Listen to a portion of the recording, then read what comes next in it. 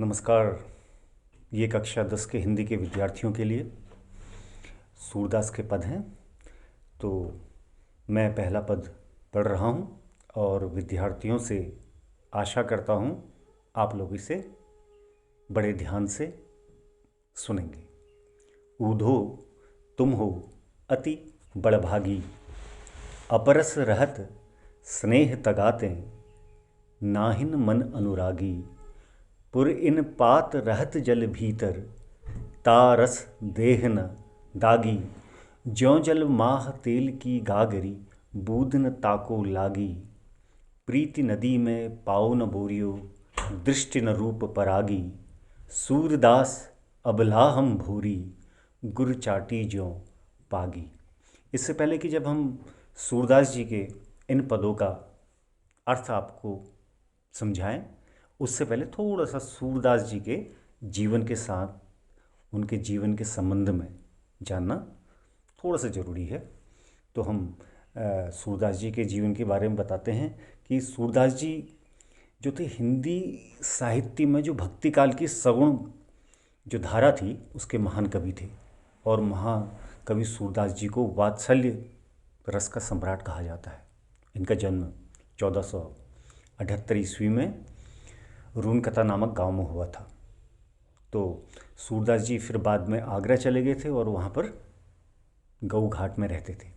तो इनके जो गुरु थे बल्लभाचार्य जी थे। तो आइए आते हैं कि पहले पद पर। तो ऊधो तुम हो अति बड़भागी। यहाँ पर जो है ऊधो गोपियों के पास आए हैं श्री कृष्ण का संदेशा लेके। तो जब श्री कृष्ण का संदेशा लेके आए तो कहते हैं कि उनकी जो गोपियों से मुलाकात हुई थी एक बगीचे में हुई थी।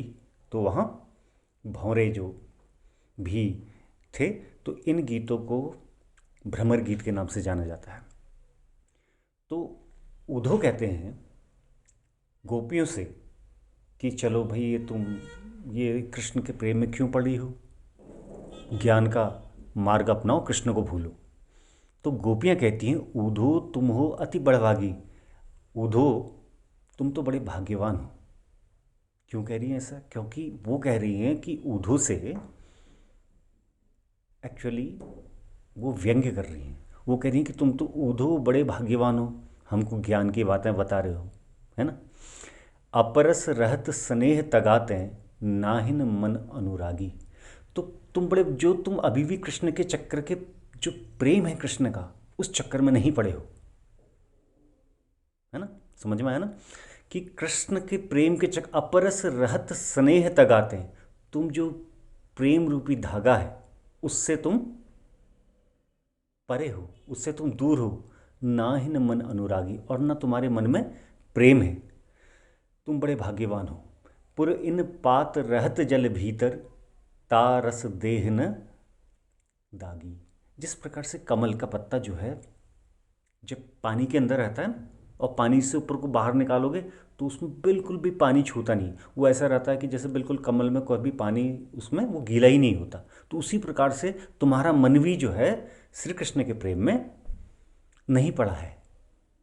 ज्यों जल माह तेल की गागरी, बूंद न ताको लागी। और जिस प्रकार से हम एक जो गगरी है, जैसे आपके घरों में हम देखते हैं पानी वानी ले जाने वाली गगरी होती है, जहाँ से हम नौले से धारे से जब पानी लाते थे, तो वो जो गगरी है अगर उसमें खूब तेल लगा दो, है ना, वो तेल से, और उसको जल के भीतर डुबाओ और बाहर निकालेंगे तो क्या होगा, तो उसमें जो है पानी नहीं लगेगा। उसी प्रकार आपका जो हृदय है, या आप जो हैं, आपको भी प्रेम जो है श्री कृष्ण का बिल्कुल नहीं छुआ। इसी प्रकार से जिस प्रकार से हम एक तेल भरी गगरी को पानी में डुबाते हैं और उसको बाहर निकालते हैं तो उसमें कुछ भी पानी का असर नहीं होता। प्रीत नदी में पाव न बोरियो, दृष्टि रूप परागी। सूरदास अबला हम भोरी, गुरु चाटी ज्यों पागी। और तुमने प्रेम रूपी नदी में तुमने अपना पाँव ही नहीं डुबाया है। हम तो श्री कृष्ण के प्रेम में इतनी डूबी हैं कि हम तो उससे छूट ही नहीं पा रही हैं, है ना।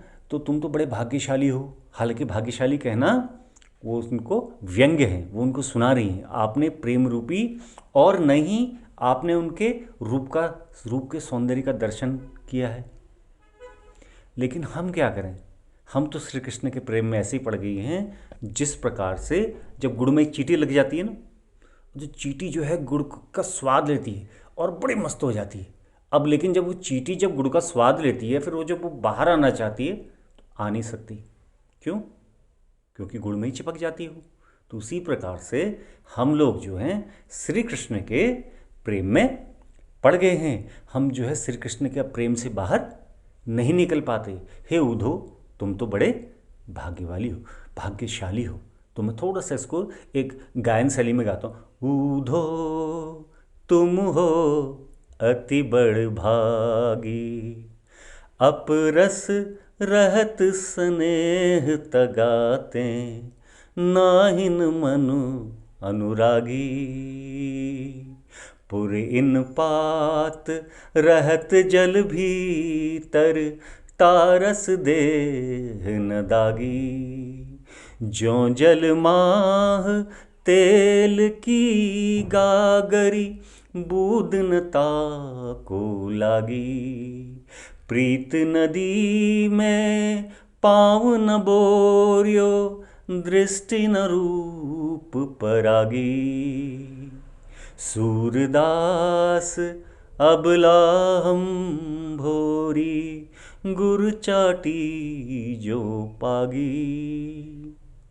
तो इसमें जो कठिन शब्द हैं जैसे पुरैन है ना, कमल, पात, पत्ते है ना, और प्रीति नदी, प्रेम रूपी नदी में, तो बड़े भागी, बड़े भाग्यवान हो, अनुराग, प्रेम।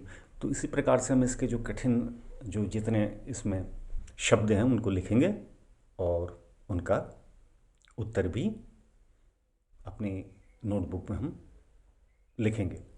तो ये थी उद्धव और गोपियों के बीच बातचीत, और किस प्रकार से गोपियाँ जो हैं श्री कृष्ण के प्रेम में पड़ी हैं और उद्धव उन्हें ज्ञान का मार्ग बतलाते हैं, लेकिन वो कहती है नहीं, हम तो श्री कृष्ण के प्रेम में इतनी मतवाली हैं, तो तुम तो बड़े भाग्यवान हो, पता नहीं तुम श्री कृष्ण के प्रेम से कैसे वंचित रह गए। तो इसमें जो मेन जो ये कविता है, जो ये पद हैं, इसमें जो प्रेम मार्ग और या ऐसे भक्ति मार्ग हैं वो जो बताया है, जो ज्ञान मार्ग से ऊपर बताया है। तो याद रखें, उद्धव हैं ज्ञान मार्गी और गोपियाँ हैं भक्ति मार्गी। इसी के साथ हम इस वीडियो को समाप्त करते हैं, मिलेंगे अगली वीडियो में।